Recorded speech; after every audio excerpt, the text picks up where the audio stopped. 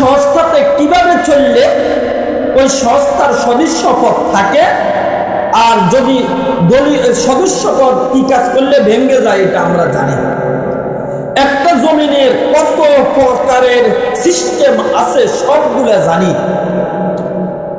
কিভাবে চললে কিছু টাকা একটু বেশি উপার্জন করা যাবে এটাও আমরা জানি।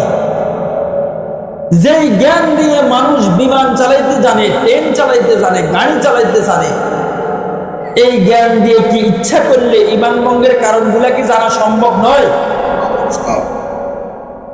যেই জ্ঞান দিয়ে মানুষ আকাশে উড়ে আর পানিতে ভাসে, এই জ্ঞান দিয়ে কি কোরআন তেলাওয়াত শুদ্ধভাবে জানা কি সম্ভব নয়?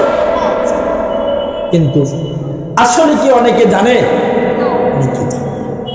সব সম্ভব হয়। দ্বীনের ব্যাপারে আসলে আমরা উদাসীন, দ্বীনের ব্যাপারে আসলে আমাদের কোনো গুরুত্ব নাই। দ্বীনকে আমরা মানি বিপদে পড়লে। একজন মানুষ হঠাৎ বিপদে পড়ে গেছে, এবার আসি ফরজ নামাজ তো পড়ে পড়ে, কিছু নফল নামাজও পড়ে, আবার বিপদ শেষ। এবার সে মসজিদ থেকে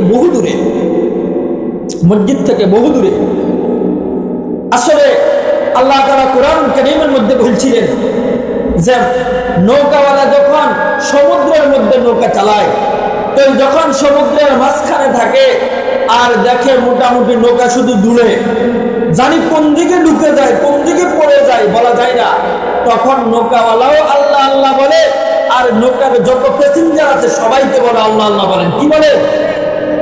মাঝে আসার পর মাঝ থেকে যখন একেবারে পাশে চলে আসে, এবার মাঝেও বলে যেই ধাক্কা দিছিল যদি ব্রেক ভালোভাবে না দেখতাম তো কিন্তু গেছিলাম। আবার যাত্রীরাও বলে মাঝে কিন্তু শক্ত ছিল, নইলে কিন্তু আজকে 12টা বাজত। কথা বুঝেন না? ঠিক না? নদীর মাঝখানে বলছিল বাঁচানোর মালিক কে? আল্লাহ, আল্লাহ ছাড়া কেউ নাই। মাঝিও বলে আল্লাহ, প্যাসেঞ্জারও বলে আল্লাহ। নদী থেকে যখন পাশে চলে এসছে, এবার মাঝিওয়ালা বলে আমি ভালোভাবে ব্রেক দিচ্ছিলাম, আমি কিন্তু এদিক সেদিক তাকাইনি, আমার গতি ঠিক ছিল, যার কারণে আলহামদুলিল্লাহ চলে এসছি, এটা আমার বিচক্ষণতার কারণে। আর যাত্রীরাও বলে আমাদের মাঝিটা দীর্ঘদিন নৌকা চালাইতে চালাইতে মোটামুটি মজবুত হয়েছে, যার কারণে যত ধাক্কাই মারছে তেমন কিছু হয় নাই। এই কথা বললে কি ঈমান আছে?